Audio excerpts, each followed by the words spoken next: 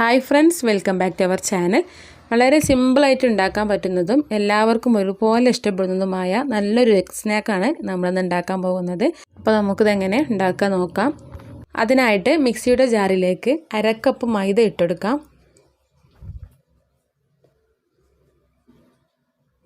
ഇതിലേക്ക് വേണ്ടത് മുട്ടയാണ്. അപ്പം മുട്ടയുടെ മഞ്ഞ എടുത്തിട്ടില്ല, മുട്ടയുടെ വെള്ള മാത്രം എടുത്തിട്ട് ഇതിലേക്ക് ഒഴിച്ചെടുക്കാം.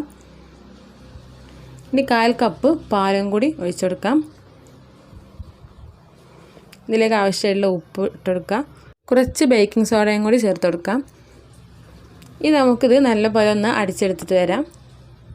അപ്പോൾ ഇതാ നന്നായിട്ട് അടിച്ചെടുത്തിട്ടുണ്ട്. ഇനി നമുക്ക് ഇതിലേക്കുള്ള ഫില്ലിംഗ് റെഡിയാക്കി എടുക്കണം. അതിനായിട്ട് ഒരു കടായി അടുപ്പത്ത് വെച്ചിട്ടുണ്ട്. ഇതിലേക്ക് 2 ടീസ്പൂൺ വെളിച്ചെണ്ണ ഒഴിച്ച് കൊടുക്കാം. ഇതിലേക്ക് ഒരു പച്ചമുളക് വട്ടത്തിൽ കട്ട് ചെയ്തിട്ട് ഇട്ടുകൊടുക്കാം. ഒന്ന് വഴറ്റിയെടുത്ത ശേഷം ഇതിലേക്ക് ഒരു സവാള ചെറുതായിട്ട് കട്ട് ചെയ്തെടുത്തതാണ്. മീഡിയം സൈസിലുള്ള സവാളയാണ്. അതിട്ടിട്ടൊന്ന് വഴറ്റിയെടുക്കുക. നന്നായിട്ട് കളറ് മാറി കിട്ടും വരെ വഴറ്റിയെടുക്കേണ്ട ആവശ്യമില്ല. ചെറുതായിട്ടൊന്ന് വഴന്ന് കിട്ടിയാൽ മതി. ഈ സമയത്തിന് ഇതിലേക്കുള്ള ഉപ്പും കൂടി ചേർത്ത് കൊടുത്തിട്ടുണ്ട്.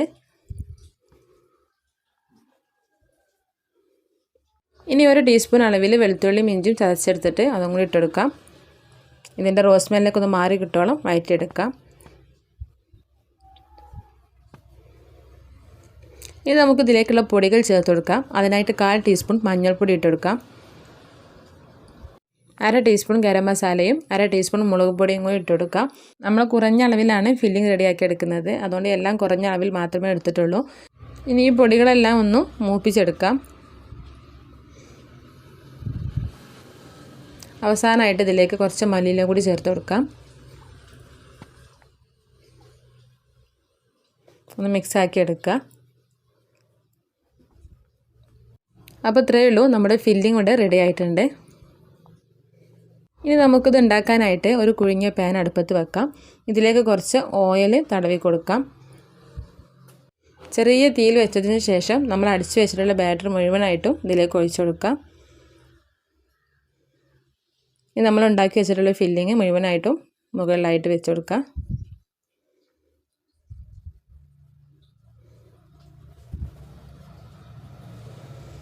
ഇനി ഞാനിവിടെ 2 മുട്ട പുഴുങ്ങിയെടുത്തിട്ടുണ്ട്.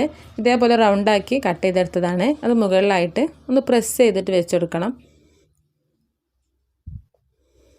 ഈ ബാറ്ററിലേക്ക് അടിയിലേക്കൊന്ന് ഇറങ്ങി പോകാൻ വേണ്ടിയിട്ട് ഒന്ന് പ്രസ് ചെയ്ത് കൊടുക്കാം ചെറുതായിട്ട്.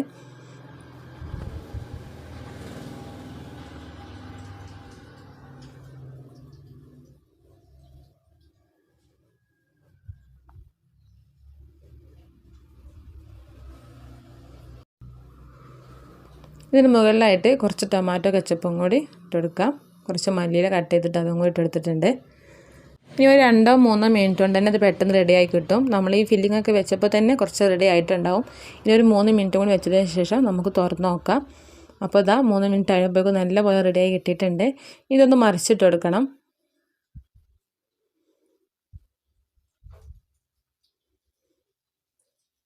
അപ്പോൾ ഇതാ അടിഭാഗമൊക്കെ നന്നായിട്ട് കിട്ടിയിട്ടുണ്ട്. അപ്പോൾ ഇതാ അത്രയേ ഉള്ളൂ. വൈകുന്നേരങ്ങളിലൊക്കെ കഴിക്കാൻ പറ്റിയൊരു അടിപൊളി എഗ് സ്നാക്ക് ഇവിടെ റെഡി ആയിട്ടുണ്ട്.